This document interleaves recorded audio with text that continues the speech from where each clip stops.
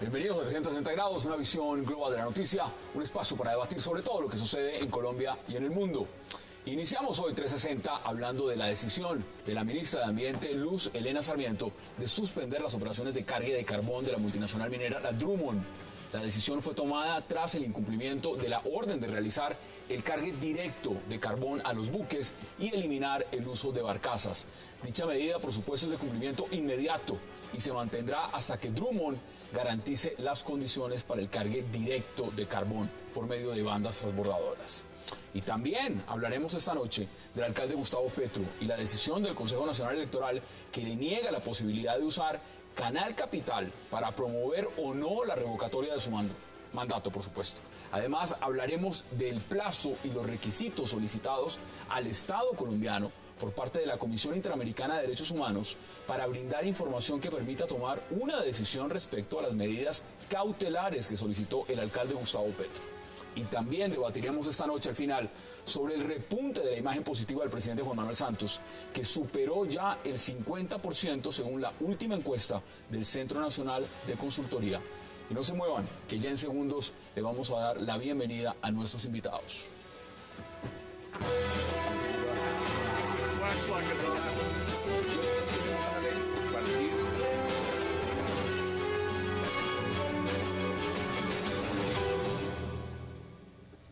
Y qué placer darle la bienvenida esta noche a 360 a Angélica Lozano, a Rodrigo Lara, a Felipe García, a Juan Carlos Lancheros y también a Alejandro Arias. Caballeros, Angélica, qué gusto y qué placer que están aquí esta noche. Buenas noches. Es un verdadero gusto. El gusto es mío. Muy buenas noches. Vamos a empezar con la Drummond y para eso quiero aprovechar si ya tengo en contacto con Alejandro Arias, que fue uno de los que más insistió y mostró estas fotos y todo el tema de la Drummond, de cómo se hacía este descargue y pues la tragedia ambiental que sucedió en Santa Marta. Alejandro, ¿cómo ve usted la decisión de lo que acaba de pasar? De acuerdo a la ministra de Medio Ambiente, Luz Helena Sarmiento, que dice que hay que suspender las operaciones de la Drummond en este momento. Primero, buenas noches a todos, ¿no? Y siento que es muy esperanzador la medida, nos permite creer que procesos de defensa como el de Santurbán, el de los bosques en el Amazonas, en Chocó, van a ser posibles, y que procesos como el de Corona pueden culminar felizmente. También es otro proceso que hemos venido iniciando y la defensa de las zonas de playa de la nación. Entonces, esto da como esperanzas de que sí va a haber algún tipo de actitud por parte del gobierno en relación a la defensa de los ecosistemas y el medio ambiente. Angélica, ¿usted cómo lo ve? ¿Cómo ve la decisión que ha tomado el gobierno? Bienvenida a la decisión. Lo que nos permite este caso es un análisis de Estado, los instrumentos que tiene el Estado para actuar con eficacia. Esta es una concesión vigente desde el 98 hasta el 2019, pero desde hace varios años se viene incumpliendo el contrato. Entonces no podemos esperar a una medida extrema de atención nacional, sino que es en el día a día que los contratos tienen supervisión. Entonces, ¿dónde está la autoridad ambiental, también la portuaria de transporte? Esta medida no surgió ayer ni fue el 1 de enero, desde el 2009, vía decreto ministerial estaba la obligatoriedad, se recogió en el plan de desarrollo del país, de modo que celebro la decisión de hoy, pero no tiene que ser una gesta social, una lucha ciudadana de valientes como Alejandro y muchos otros, sino que el Estado tiene que ser fuerte y hacer cumplir. Bienvenida a la inversión extranjera, pero pilas que en cuáles son las condiciones ambientales. No se vale pagar por contaminar. Pero a ver, veámoslo también. Estamos en época electoral. Y en época electoral es muy fácil decir una multinacional de esas está incumpliendo, entonces vámonos de frente contra la multinacional y vamos a imponerle todas las sanciones necesarias. Parar las operaciones tiene unos costos y ya vamos a mirar cifras. ¿Era necesario llegar hasta este punto o se podía esperar 2 o 3 meses a que construyeran lo que ellos consideran ese muelle de embarque donde podrían llevar directamente el carbón? Claro, el problema, creo yo, desde un punto de vista jurídico, es que uno de los objetos del contrato es justamente respetar y desarrollar el contrato conforme a la legislación colombiana. La legislación colombiana estableció que debía haber cargo directo desde 2014. claramente estamos ante un incumplimiento. En 2014 Entonces, sí, esto ya no es pasó. objeto de realmente de interpretación, que esto tiene unas consecuencias, unos efectos, por supuesto. El problema es que todas las actividades privadas deben sujetarse a la normatividad. O sea, la ley hay que cumplirla para que Como sea. elecciones. Exactamente, ese es ¿No? un poco el Nos problema que hay en temporada. Colombia, ¿no? Que la ley la cumplimos a veces, o con matices, la ley se cumple. Y más en asuntos tan complejos como estos, ¿no? ¿Qué dice usted, Juan Carlos? Pues, Hassan, conversábamos fuera de cámaras, ¿qué pasaría si fuera al contrario? ¿Qué pasaría si fuera una empresa colombiana en Estados Unidos que incumpliera alguna normativa norteamericana? Le darían un placito más, nos sentaríamos a tomarnos un cafecito. No, si usted no pone el colombiano, extinguidor donde para es, afuera, sencillamente para de una vez afuera, cierra. para Entonces no hay afuera. nada que hacer. Entonces, digamos, de entrada, de lo que estamos hablando es del cumplimiento de la ley y ahí, digamos, en eso no puede haber ningún tipo de transacción.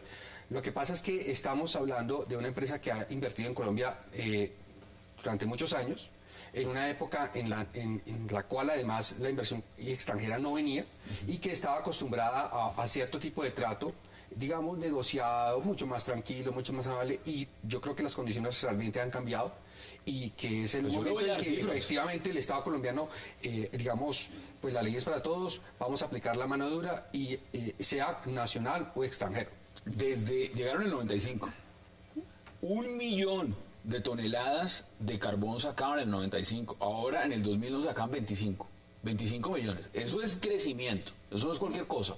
Ahora, acá hay un discurso.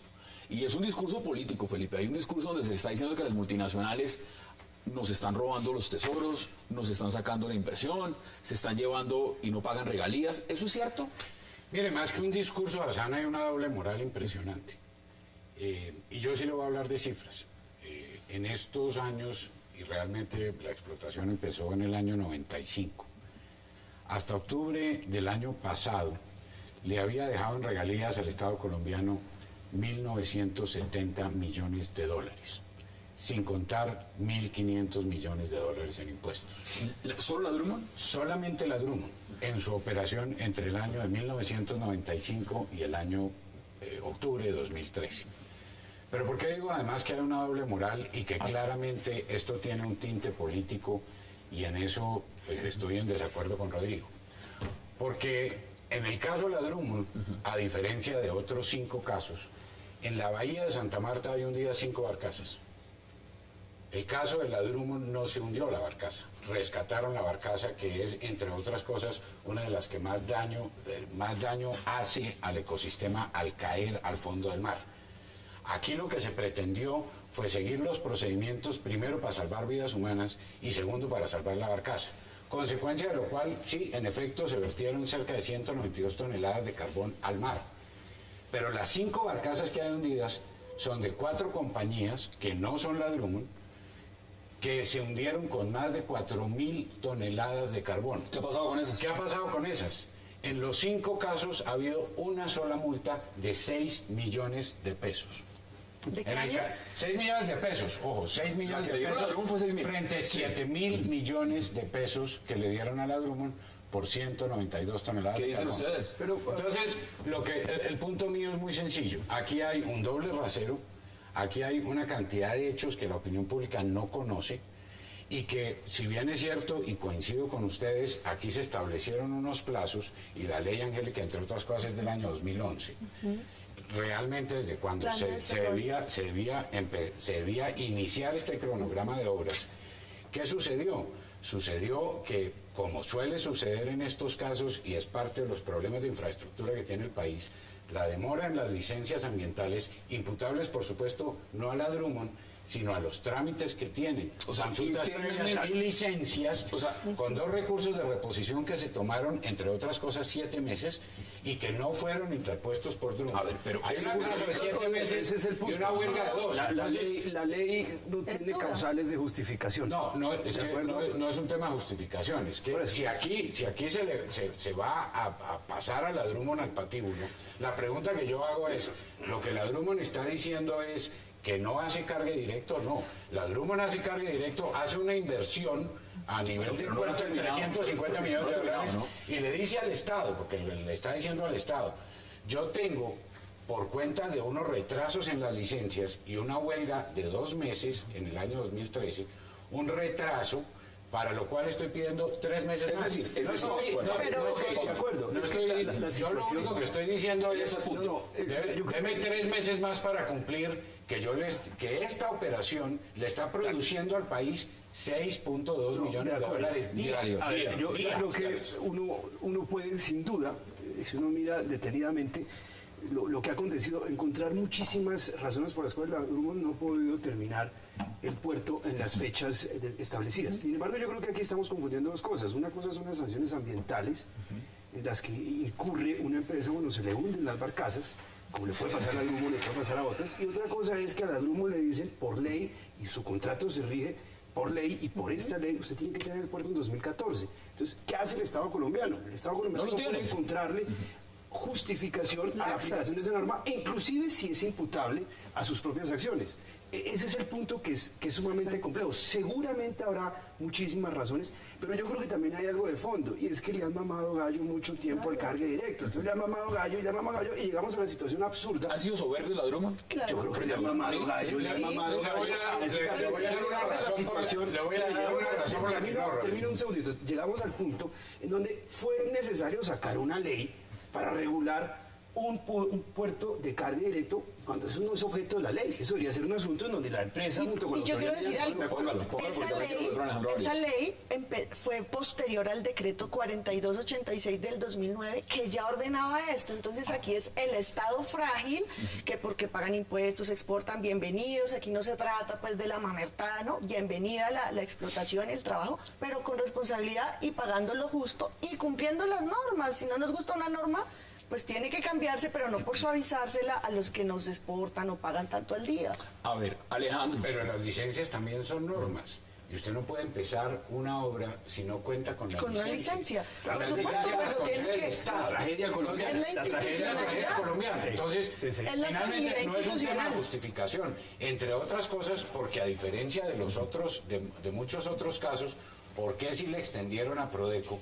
En el caso de Puerto Nuevo, que es el que está inmediatamente al lado del de la Drummond, a Prodeco sí le extendieron el plazo para pasarse del puerto de la Drummond a Puerto Nuevo. Estaba en la ley. Pues claro, es decir, estaban todos cumpliendo y a Prodeco sí le dieron el plazo hasta el 2013, cuando concluyó Puerto Nuevo para pasar su operación ahí, y la Drummond está diciendo, mire, yo estoy pidiendo 3 meses más, yo no estoy rebelándome ni siendo soberbia, entre otras ¿Esto cosas. qué representa? No solamente el costo que puede significar para la Drummond, es decir, acá hay familias que trabajan para la Drummond, que viven de la Drummond. Yo se lo pregunto a Alejandro Arias, he cubierto mucho el tema. ¿Qué significa para las familias que trabajan para la Drummond, digamos, en este caso que se llegue a parar operaciones? Miren, aquí me gustaría poner haciendo la siguiente previsión. En el año 2007 estaba ordenado el tema del cargo directo. Desde el año 2007 uno está mamando legal del país en eso. En el año 1986 se lo van a estar cargando en La Guajira carbón con cargo directo. Y Puerto Nuevo cumplió hace 7 meses por antelación a las fechas límites. Hasta el año 2011, en enero de 2011, el Ministerio de Medio Ambiente, no como un Estado débil, sino como un Estado cómplice, nos venía diciendo que aquí no había contaminación de ninguna especie. Ni el mar, ni el aire, ni nada estaba contaminado, y eso lo decían por escrito. En el año 2012, la Contraloría General de la República, gracias a una denuncia nuestra, determinó que la calidad de aire que se estaba respirando en Santa Marta, alrededor de los puertos y en Ciénaga, era un aire contaminado en el que las estaciones de monitoreo estaban arrojando datos falsos, porque las estaciones de monitoreo estaban metidas bajo datos de embargo, estaban manipuladas por los trabajadores de la Drummond y adicionalmente estaban en sitios donde nunca medían la contaminación. Hoy hay esos trabajadores conocidos, muertos, por efecto del polvillo del carbón directamente. Y hay más de 23 trabajadores afectados por polvillo del carbón en sus pulmones, los que hemos evidenciado algunos testimonios con fotografías. ¿Qué significa esto? Hemos estado en un estado absolutamente cómplice en un crimen continuado en las poblaciones que además viven a lo largo de la línea férrea en el Magdalena y el Cesar, son alrededor de 200 kilómetros, y que estudios recientes dicen que el 10% de los niños menores de 10 años en la zona de las minas sufren afectaciones pulmonares irreversibles y permanentes. Hoy, si usted revisa la prensa, no hay un solo pronunciamiento, ni del alcalde de Santa Marta, ni del alcalde de Ciénaga, ni del gobernador del Magdalena. Ninguno. Porque también se mantienen cómplices. Aquí es público que para poder trabajar en la Duma había que tener recomendaciones de los alcaldes y los gobernadores de turno. Y así los tenían. Y un gobernador de Magdalena condecoró a la Duma como un pro. De tal manera que lo que hoy estamos evidenciando es que aparte de los crímenes, los 400 que dice que cometieron los paramilitares para poder pasar la línea férrea, aquí hay una serie de muertos que el grupo tiene que comenzar a pagar, y que estas sanciones son unas manifestaciones expresas del Estado colombiano, reconociendo que sí ha habido contaminación a lo largo de estos años y ha habido un impulso por parte del Bueno, gobierno. ese debate, Alejandro, ese debate me parece que es valioso. Vamos a hacer una pausa, la primera de este bloque, y ya regresamos a la mesa para seguir debatiendo. Vamos a la pausa en 360 y ya volvemos.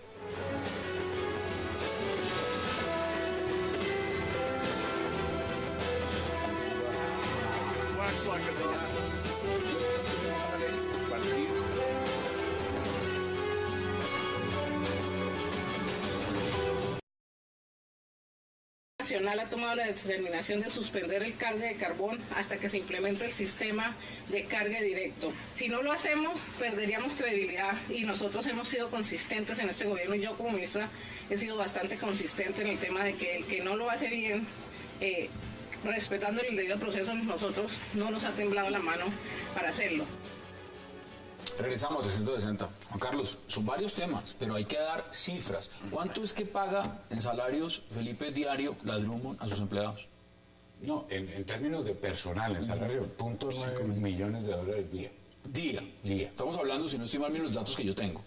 Son 23.500 millones aportes de la Drummond a vivienda, empleados. En el 2011 adjudicó créditos, vivienda, subsidio a 356 empleados. Cubrimiento 100% de los trabajadores. Estamos hablando que hasta los hijos van hasta los 27 años, un cubrimiento. Estamos hablando de que salario más prestación promedio de los empleados de la Drummond es de 9.788.000 pesos. Los más altos del sector. Los más altos.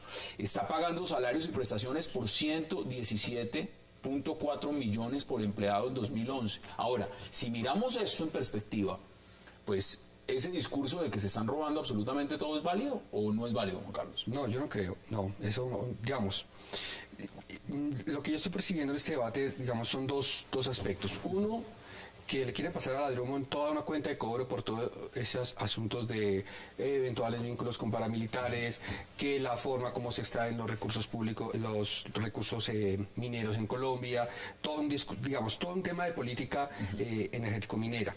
Ese es un tema. Y el otro es este punto específico del cumplimiento de la norma. Entonces, yo sí quisiera separar las discusiones y me quisiera concentrar fundamentalmente en lo que ocurrió el día de hoy. Porque lo que uno tiene que ver acá es qué es más valioso para el país. ¿La producción, digamos, de 6.2 millones de dólares día o el cumplimiento de la ley? Y ahí es donde uno... Es innegociable. Vamos a entrar a negociar eso o no, porque en un país que quiere desarrollar y que se quiere desarrollar y que quiere, digamos, generar condiciones de confianza para los inversionistas extranjeros y nacionales, ¿cuál es el valor que le vamos a dar al cumplimiento de la ley? De entrada. Porque si nosotros vamos a comenzar a negociarlo, pues aquí termina convirtiéndose todo en negociable y vamos a incurrir en uno de los grandes pecados que la nación colombiana tiene, y es la corrupción. Porque ¿cuál es el criterio para distinguir, como tú decías ahora, que efectivamente en este caso sí es justificable o no? Es posible que en el caso de la Drummond existan argumentos que permitan justificar el retraso de las obras y que eventualmente, digamos, se le pudiera dar un plazo adicional. Aquí lo que significa también es que la operación se para. Sí, se para totalmente. Pero el punto es, o sea, a partir de cuáles son los argumentos que permiten que el Estado sube. Entonces, y con eso termino. Efectivamente, el plazo máximo era el 31 de diciembre. Entonces, ¿por qué no lo entregaron antes? Porque ¿desde cuándo está la obligación? ¿Desde cuándo sabían? Es que me estoy acordando del tema de los pases de conducción.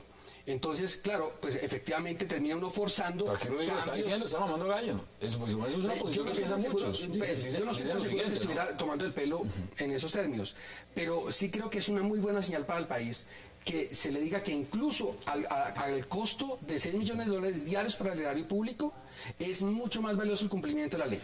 Yo quiero complementar, Juan Carlos, porque este ejemplo lo que nos permite es ver la capacidad institucional, la capacidad del Estado. No funciona bien un Estado con este margen de discrecionalidad, que al uno así, que al otro no, que al uno se le da plazo, al otro chivo expiatorio, no. ¿Dónde está la capacidad integral de control, de vigilancia del cumplimiento de este y de todos los contratos, de las normas ambientales? Porque no podemos caer ahora en el chantaje, pero es que entonces nos dejan despedir a las familias, pero es que factura tanto. Por supuesto que nadie quiere y no queremos perjudicar a las familias, pero no podemos perjudicar ni al medio ambiente, ni al agua, ni a la legalidad que hay detrás. Para salir del desarrollo tenemos que cumplir los contratos y las leyes. Perdóneme, vuelvo sobre el tema de credibilidad que lo mencionaba, que veíamos que lo mencionaba la ministra en su intervención esta mañana, que es un tema que también se tiene que traer a la mesa. Ella era la directora en el trámite. Que era la directora de la Agencia Nacional de las Licencias anteriormente. Y es el siguiente: Colombia ha venido perdiendo credibilidad en el cumplimiento de sus compromisos internacionales, particularmente de las exportaciones, y en el tema del carbón, por dos huelgas, entre otras la de Drummond más la del Cerrejón, en la cual ya en el último Congreso Anual Carbonífero ya se estaba hablando de la posibilidad de que Colombia incumpliera con las cuotas a las que se había comprometido en materia de ¿No va a incumplir ahora después de esto? Si nosotros, finalmente, y por eso lo menciono, porque es que el tema de la credibilidad es un tema que se tiene que meter en la canasta de esta discusión, porque es muy grave para el país que por no conceder esos 3 meses que está pidiendo la Drummond, ¿cuál es el efecto que eso tiene en la credibilidad internacional? Le voy a decir por qué, Hassan, y perdóneme. Lo que deje de exportar la Drummond en materia de cuotas a las cuales está comprometido no lo puede cubrir ningún otro explotador en Colombia. ¿Por qué? Porque está a full la capacidad de exportación y sobre todo la capacidad logística, es decir, precisamente la capacidad sacada. Felipe, entonces usted lo que dice es... Eso es otro mercado. Usted lo que dice es, denle los 3 meses. ¿Usted piensa igual? ¿Usted le daría los 3 meses? Es un prevaricato. Bueno, entonces ahí está la ley. Es una tragedia, es una tragedia. Y ahora, yo creo que eso nos lleva un poquito a reflexionar. Primero, yo creo que las empresas deben buscar también formas de autorregulación para evitar llegar a situaciones como esas en donde la ley le impone la obligación de hacer un puerto, que es absurdo. Y en segundo lugar es qué tipo de empresas tienen o explotan los recursos públicos. Si es una empresa pública, en términos anglosajones, en la bolsa de Nueva York, son empresas sumamente serias, por ejemplo, que no pueden, digamos, chistar en el tema medioambiental porque se ganan unos problemas con los fondos de accionistas grandísimos. Yo creo que esas son las dos lecciones que nos dejan. Ahora, también hay un tema que es muy sensible, y es que estos son contratos anteriores a los contratos de concesión, que son de estos últimos 10 años, y son contratos que se negociaban entre el Estado y las partes porque no había un marco regulatorio. Era distinto, es que lo estamos viendo en la cifra de producción. Nadie venía, además. En los años 80 el precio del carbón estaba en el piso, eso fue después del ciclo de los commodities de finales de los años 70, y eso se negoció un poco de forma artesanal, y la imposición de obligaciones a través de la ley o las resoluciones son cosas que le hacen ruido al contrato y que eso después puede terminar en una cantidad de litigios. En este momento, para que empecemos a redondear. Portuaria, porque la concesión portuaria emana de un COMPES y estaba hasta el año 2043, que tenía Drummond. Y Drummond renuncia, digamos, de alguna manera a esa concesión portuaria en las condiciones actuales para acogerse en el año 2007, después del 2007, a esta nueva, digamos, aventura de cargue directo. De manera que por eso es que yo insisto en que aquí no hay mamá de gallo. Es decir, teniendo una concesión hasta el año 43, dice, perfecto, yo me pego al nuevo sistema y me voy a cargue directo, deme las licencias. ¿Cuándo puede arrancar y tiene las licencias? En marzo del año 2012. Entonces, ahí viene la capacidad institucional del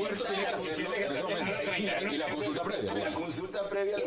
Pero es de nuevo la capacidad institucional del Estado, porque esas licencias retrasadas nos reflejan como las entidades regulatorias que tramitan son tan frágiles para intereses económicos y ambientales. ¿Hay una política real energética en Colombia? ¿La existe? Es enclenque. Yo uso una expresión muy coloquial, la patria boba se refleja en muchos aspectos donde el Estado regulador y vigilante se queda corto para la realidad, corto para un trámite de una licencia, luego corto para una sanción. Entonces, Juan Carlos, empecemos a redondear. ¿Cómo se explica que un gobierno y no me refiero a el pasado también, todos hablaban de una política energética, de un tren minero, y resulta que lo que más se demora en salir las licencias ambientales. Y precisamente por no tener licencias ambientales, entonces no pueden hacer los puertos. No, pero entonces, ¿hay una política real, concreta sobre ese tema o no existe? No, y es una tragedia, y adicionalmente, para efectos del tema de la consulta previa, entonces no se puede tramitar el proyecto de consulta previa porque hay que consultarlo además con las comunidades que a su vez no quieren dar su consentimiento, porque es mucho más fácil negociar proyecto por proyecto a tener un marco regulatorio fijo y común para todos. Entonces, y eso además, entonces uno dice, bueno, ¿y eso qué tiene que ver conmigo? Pues tiene que ver mucho porque no se adelanta un proyecto y no se aprueba ningún proyecto de consulta previa porque para hacer eso tiene unos costos políticos muy importantes en el Congreso, y como estamos en época electoral, el Congreso no va a aprobar ni de vainas un proyecto de ley de consulta previa en este momento. Déjeme sus conclusiones en menos de 20 segundos, 30 segundos. El problema, las normas minero-petroleras yo creo que son adecuadas, son modernas. El problema es el autismo de las entidades del Estado colombiano, la falta de cultura de coordinación. Y es que no se habla ambiente, no se habla con minas, por eso de pronto la señora de la AMLA está ahorita ministra de Minas, a ver si hay un diálogo común y con consulta previa al Ministerio del Interior, que cada quien es un poco autista, va por su lado y no mira al vecino. La Superintendencia de Transporte No también. me diga más lo que estaba diciendo hace menos unos meses la señora Contralora frente a todas las compañías que estaban funcionando, empezando Cerro muchas sin licencia ambiental. Demos conclusiones. Este es un ejemplo que implica que el Estado completo, más allá de las elecciones, el Estado tiene que articular sus entidades y su política de regulación y control, pero ponemos normas súper modernas y raquítico el Estado para hacerlas cumplir. Alejandro Arias, en Santa Marta, ¿cuáles son sus conclusiones sobre este tema de la Drummond y dónde ve usted la panorámica de lo que puede desarrollarse a futuro? 20, 30 segundos. Lo importante es que la Drummond tenga comportamientos que sean realmente decentes. O sea, el problema es también de decencia. Y la Drummond no ha sido decente en su comportamiento y en el trato con la gente. Dos, el gobierno tiene que fortalecer y aumentar la capacidad de morder frente a los incumplimientos de las empresas. Y tres, creo yo que aquí se abre un nuevo panorama para buscar la compensación de la gente que está siendo afectada, que es en última donde queremos llegar, porque ya logramos lo principal, de abrir la puerta, pero hay ahora que compensar a la gente. Felipe García. Yo creo que aquí, insisto, hay un tema de doble moral en el cual se está utilizando a la Drummond como chivo expiatorio de una situación, entre otras cosas, de la cual hay una responsabilidad muy grande del Estado, una responsabilidad muy grande de los competidores y una falta de articulación de la política del gobierno en relación con todos los temas que tienen que ver con infraestructura, pero por supuesto el tema energético y el tema de infraestructura. Sí, brevemente, mire, yo creo en eso, Felipe, que si el Estado colombiano está obligando a lo imposible a la Drummond, existen los mecanismos jurídicos, judiciales para que la Drummond obtenga su resarcimiento, su indemnización. Pero hasta tanto... Miles de millones de dólares están produciendo. Hasta tanto, sí, pues es lo que estás planteando. Hasta tanto eso no ocurra, hay que estar con el Estado colombiano en su esfuerzo para que la ley se cumpla. Bueno, la ley tiene que cumplirla absolutamente todos. Vamos a la pausa en 360 porque regreso vamos a hablar del alcalde Gustavo Petro y lo que ha pasado con Canal Capital y por supuesto también con la Corte Interamericana de Derechos Humanos. Ya regresamos.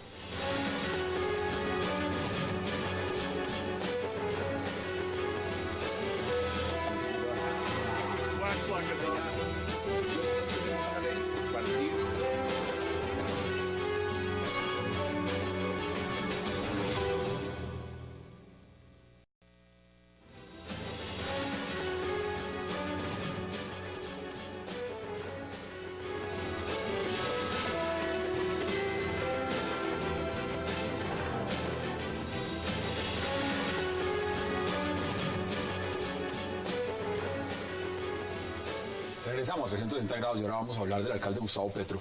Rodrigo, ¿cómo ve usted la decisión del Consejo Nacional Electoral que le está diciendo al alcalde, mire, Canal Capital no se puede usar para promover el no, la revocatoria o lo que sea? ¿Cómo ve usted esa decisión? No, me parece que es una decisión natural, digamos que es una simple analogía de las normas de garantías que existen en cualquier proceso electoral. Los bienes públicos, los medios públicos no se pueden utilizar para... ¿Eso quiere decir que lo estaba haciendo?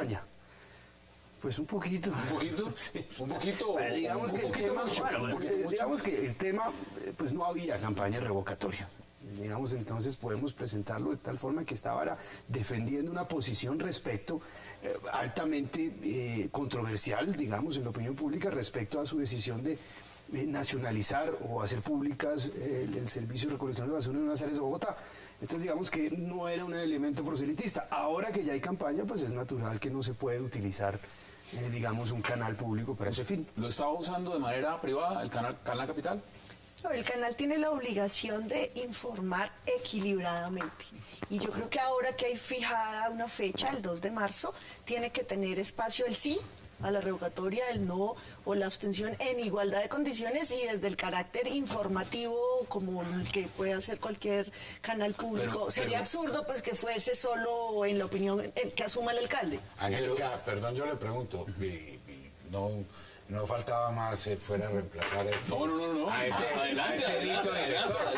Pero usted claramente ve equilibrio en lo que hizo Canal Capital en la Plaza de Bolívar durante 2 semanas. ¿Con la decisión del procurador? Con la decisión del procurador, porque es que yo sí, perdóneme, pero el equilibrio no lo veo. Yo estoy Y creo hablando de que la ningún colombiano, o particularmente ningún bogotano que haya No, visto por eso les Canal pregunto Capital. si lo hizo antes. Si esto llega en una medida es porque ya en algún momento el alcalde Gustavo Petro utilizó Canal Capital a uso personal. Estamos pero mezclando eso es temas, ¿no? Yo es por el equilibrio, porque yo creo que esto... Pero eso sería institucional. Esos programas, una de Cristal y que el ministerio y que ICBF, es un poco eso, ¿no? Son unas propagandas 24 horas sobre 24, porque pues yo creo que no hay más contenido, ¿no? ¿Es así? Contenido es institucional. En relación con lo Las que entidades. estaba diciendo, yo creo que en aras de ese equilibrio informativo, no es lo mismo hacer campaña por el no. Es decir, la campaña por el no es una campaña en favor de la participación de los ciudadanos para que, digamos, le digan a Gustavo Petro, ha sido un placer. Pero, la abstención tiene un efecto muy importante en esta campaña, y es que si efectivamente no se consiguen 1.200.000 votos, más que es el umbral, No efectivamente no hay ningún tipo de decisión. Así la decisión mayoritaria de la gente que participe sea decirle a Petro que se vaya. 1.100.000 votos diciendo sí, si no se alcanza. Lo interesante aquí va a ser es cómo se va a poder administrar, primero, yo diría, el 50% en favor de aquellas personas que motivan la participación y el 50% en favor de aquellos que no la motivan, o sea, la abstención. Y sobre ese 50% ver si si la mitad apoya o no a Gustavo Petro. Y yo creo que ahí es donde, en esa finura que parece... ¿Usted cree que como se están dando las cosas, las condiciones en este momento, se va a llegar a la revocatoria? Pues, digamos, ¿O el señor procurador va a ratificar la destitución? Futurología. Sí, yo le estoy preguntando. Mire, yo lo que tengo se lo voy a responder de dos formas. Lo primero, ¿qué es lo deseable para la democracia colombiana? Lo deseable es que efectivamente sea el pueblo quien resuelva acerca del futuro de Gustavo Petro. Sin ninguna duda, ¿vale? Pero en relación con lo del procurador, yo creo que el procurador no va a darse el lujo de permitir que los ciudadanos ratifiquen a Petro, así sea por la vía de la abstención, y él darse la pela luego de destituirlo. Bueno, entonces, no va a ocurrir. Esto es especular, y aquí lo único en firme es la revocatoria para el 2 de marzo, está en curso con un término amplio que el procurador puede resolver en 15 días o en meses. Llega de vacaciones la próxima semana. Llega el 14. Llega la próxima semana, el martes. Es especulación absoluta. Yo soy de las que sostiene que es una decisión arbitraria, injusta y desproporcional del procurador. Lo que es un hecho es la revocatoria, pero también sabemos que en cualquier momento, de aquí al 2 de marzo, se puede resolver. Mire también, porque esto no solamente lo que está pasando acá. O sea, evidentemente la Comisión Interamericana de Derechos Humanos también ha mandado pedirle al gobierno, y me refiero a la Procuraduría, información para sustentar justamente por qué se tomó esa decisión. ¿Cómo ve usted eso que está pasando? No, a mí ese me parece es un trámite de orden internacional absolutamente normal, rutinario. Eso es de trámite. Naturalmente, pues se trata de un organismo internacional y tiene que pedir información. Y los ha dicho en la anterioridad con esta rapidez expedita de decir, venga ya inmediatamente, mándame los... Eso para mí es absolutamente de trámite y naturalmente se tiene que enterar, o como lo haría cualquier juez a la hora de tomar una decisión, y esto pues no es un juez. Pero que es que pida la información necesaria para poder tomar una decisión. De manera que para mí esto simplemente es un acto de trámite.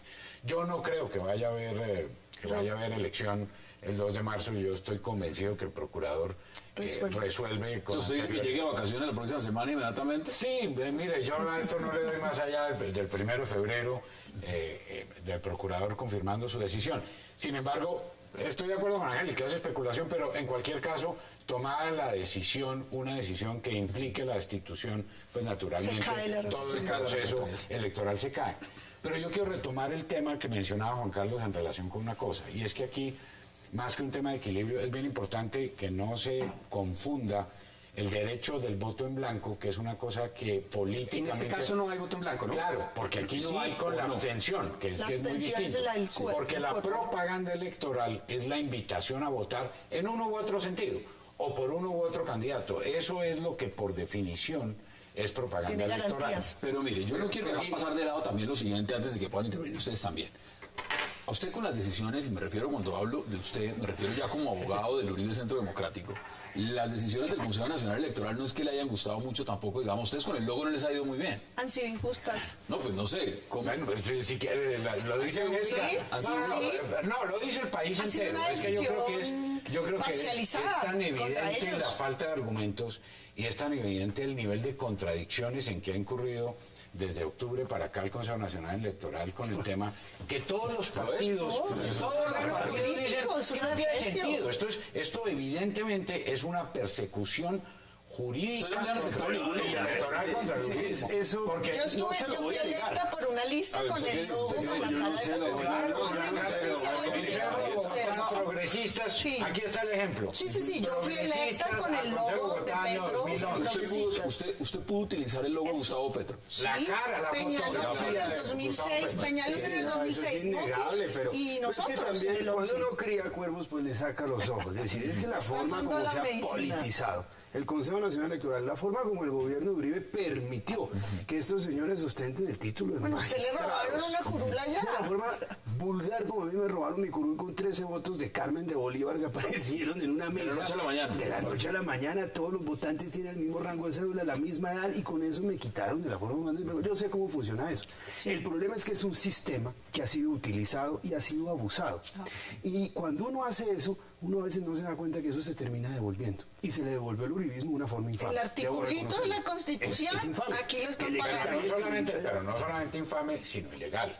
Porque independientemente de que coincido con usted en que el origen político de los magistrados, pues quizás no es lo más apropiado. Y son magistrados que no son magistrados, ¿no? Son magistrados, tienen el nombre, tienen los títulos de magistrados. Pero no podemos olvidar que son funcionarios públicos que expiden actos administrativos y que como tal se tienen que someter al imperio de la ley en la consideración de los actos administrativos. Lo que pasa es que no hay ley, ese es el problema. Interpretación. No hay ley y ellos mismos inventan un reglamento cuando no tienen facultad, digamos, para sustituir al legislador. ¿Quién lo controla?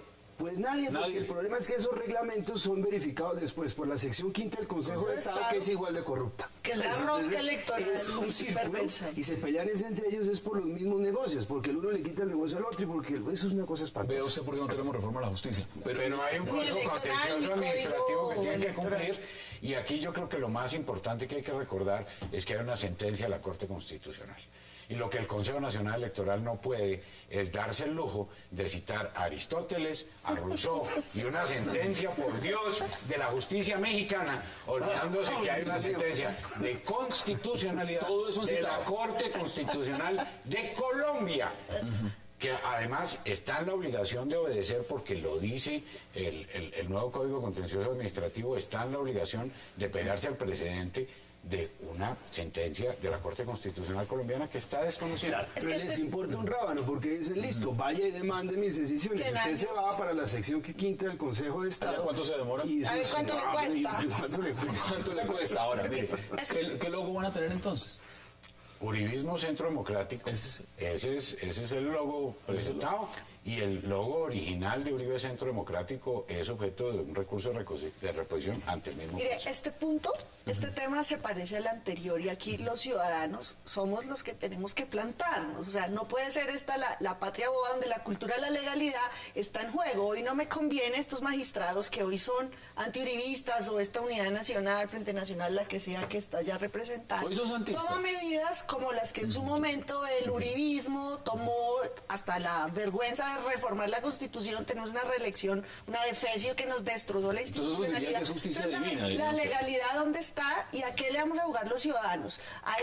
A poner el Estado al servicio de las pasiones. Ejemplo, el procurador persiguiendo lo que a él no le gusta, persigue homosexuales. Yo sí quisiera ver una acción imparcial del Estado por el interés público y no persiguiendo lo que el señor en sus obsesiones tiene. Deme sus Entonces, es la conclusiones también, Juan institucionalidad Carlos. la que está En poniendo menos de 20 la segundos porque legalidad. vamos a cambiar de tema. Y eso Vamos es a la pausa. injusticia lo que hicieron ustedes. Sobre el tema del centro democrático. Sí, ya que lo pusimos sobre la mesa. Mire, sobre eso es absolutamente claro que el Consejo Nacional Electoral no está actuando de forma imparcial. Ahí no hay ninguna duda, ninguna duda. ¿Cómo lo va a pagar? Pues esas cosas se devuelven. En las próximas elecciones. ¿no? o sea, Esas cosas se van a devolver, eso téngalo por seguro, y esa es otra de las reformas, de las 1000 reformas pendientes que tiene la Constitución. En aras de la discusión fue vía tutela que finalmente, al menos en el caso de Peñalosa, terminó el tarjetón. Así es. Lo que yo sí veo es una maroma jurídica del Consejo Electoral para que con esta anticipación no se... Este hombre lleva dando la pelea no sé cuánto tiempo y no ha podido con el lobo. Pues es que no hay un piso jurídico. Él está peleando en una nebulosa de normas que ellos inventan, un procedimiento que cambian. Mire, es algo absolutamente monstruoso. Yo lo viví 4 meses y le digo que eso es kafkiano. Pero mire, el sorteo les favoreció. Esto del se devuelve. Vamos a ver cómo termina González. absolutamente todo. Vamos a la pausa en 360 porque al regreso vamos a hablar de una nueva encuesta sobre la cual ya la imagen favorable del presidente Juan Manuel Santos ya supera el 50%. Ya regresamos.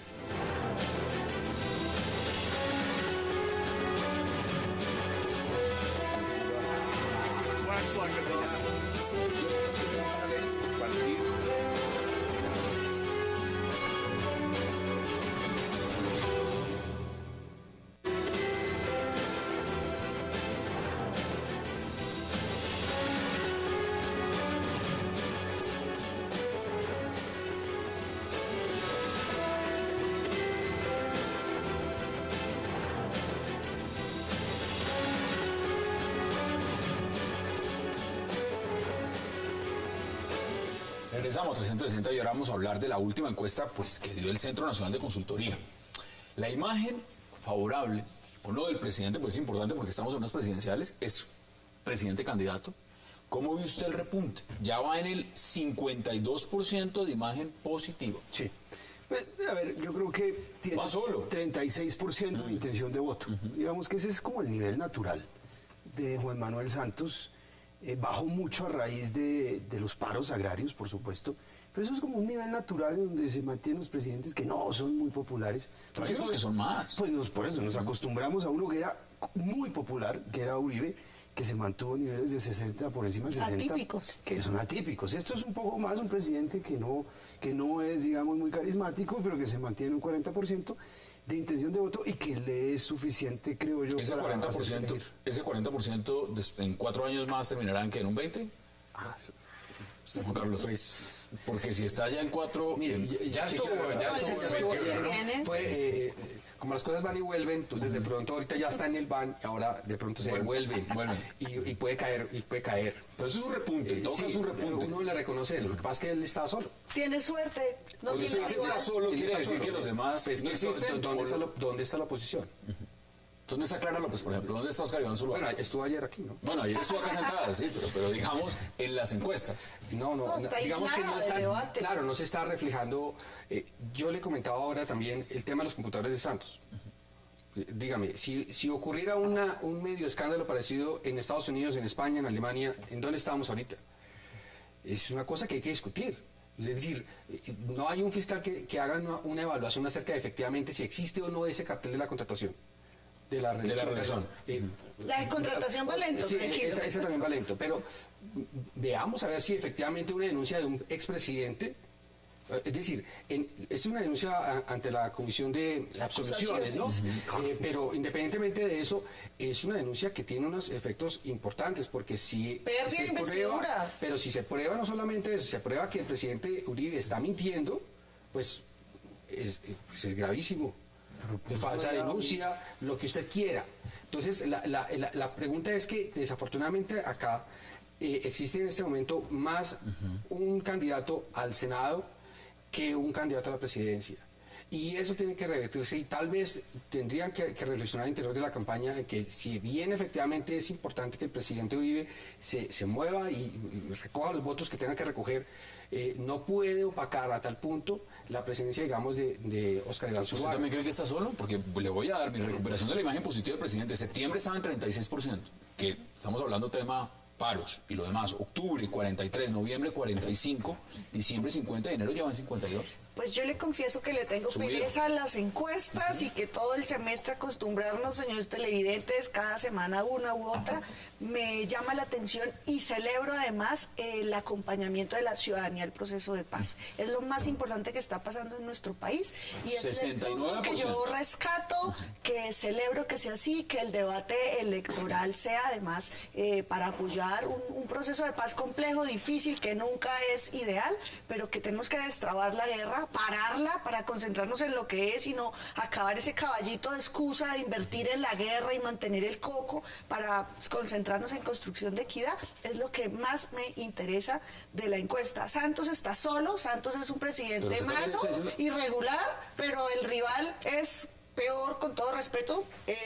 Pues Óscar Iván Zuluaga no pegó y tiene el problema de ser visto como un títere, como una marioneta. ¿Qué credibilidad va a inspirar eso para un estadista? Entonces el señor no pegó y pues la consulta verde, que es la consulta nuestra, está empezando un proceso que obviamente cuando Antonio Navarro pasa al Senado, decisión que celebro, que acompaño, que me gusta, pues perdió sexapil, porque ahí había claramente una buena pelea entre Peñalosa y Navarro. Ahora está Peñalosa liderando, que tiene otros dos ¿Cuántos candidatos hay en la alianza en este momento? 3 precandidatos, Sudarsky, Romero y Peñalosa. Al salir Navarro de la contienda, pues se ve y se lee como una consulta municipal. ¿Eso cómo sería?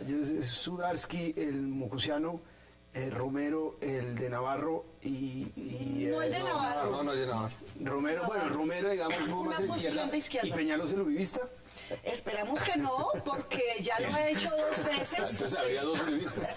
Peñalosa tiene muchos atributos y claramente un defecto repetido 2 veces. Yo espero que haya aprendido la lección y claramente la Alianza Verde impedirá categóricamente una alianza malsana y absurda como irse con Uribe. En ese momento se le podría retirar el aval posterior a que se resuelva la consulta.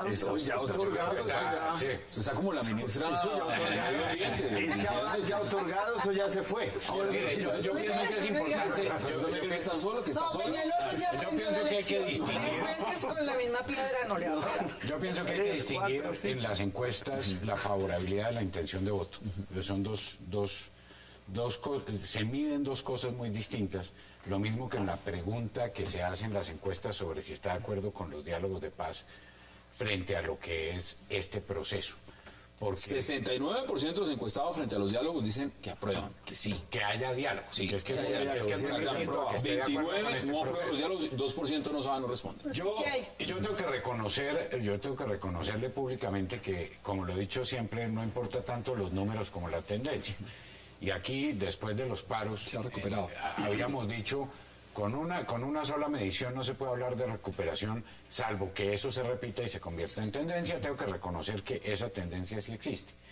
Pero también quiero retomar lo que dice Juan Carlos, porque frente al caso puntual de los números de Santos, cuando estamos hablando de 1975 cargos directivos, 597 contratos de prestación de servicios y 2.5 billones de pesos. Hay gente que resume eso en mermelada. En cupos indicativos. No, pero es que las cifras son realmente aberrantes. O sea, es aberrante esa denuncia, que entre otras cosas no es una denuncia del presidente Uribe, sino es una denuncia de Ernesto Macías. 10 segundos. En la fórmula. Sí. Perdóname, yo le digo a usted una cosa, me parece que subió poquito, porque con 2.5 billones de pesos en mermelada, hasta Pablo Morillo, el pacificador, habría subido más 10 de lo que subió. 10 segundos que se nos acabó el tiempo. Estoy aterrada con la laxitud ante una denuncia como esta. Eso es verdad. ¿Por qué pasó? Yo creo, porque Uribe hizo lo mismo, compró la reelección y ahora lo critica, pero no podemos caer los ciudadanos en tolerar eso. Yo me aterré viendo el Confidencial de la revista Semana que despacha como si eso fuera normal. No es normal, los recursos públicos no son para 15 dárselos a segundos. congresistas. Eso desafortunadamente se convirtió en la forma sistémica de lograr la gobernabilidad en Colombia. Es una tragedia. Lamentable. Y eso lo están haciendo todos los gobiernos y es algo lamentable. Eso es la disparidad que existe entre la práctica y lo que el deber ser de nuestras normas. Concluye usted, Juan Carlos Lancheros, en 15 segundos. Hassan, si de comprobarse, que nunca se va a comprobar, pero de comprobarse que las denuncias del carrusel de la reelección son ciertas, el proceso 8000 es una tontería comparado con lo que está ocurriendo de la forma tan salvaje y tan aberrante como se vende el país a los políticos. Ahí están las posiciones. Juan Carlos Lancheros, un verdadero placer. Rodrigo, Muchas gracias. Gracias, que no sea la última vez. Angélica Lozano, qué gusto.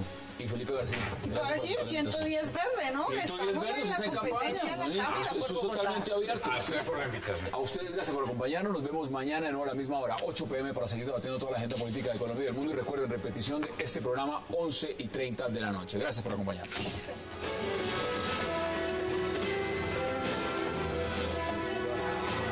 Wax like a dog.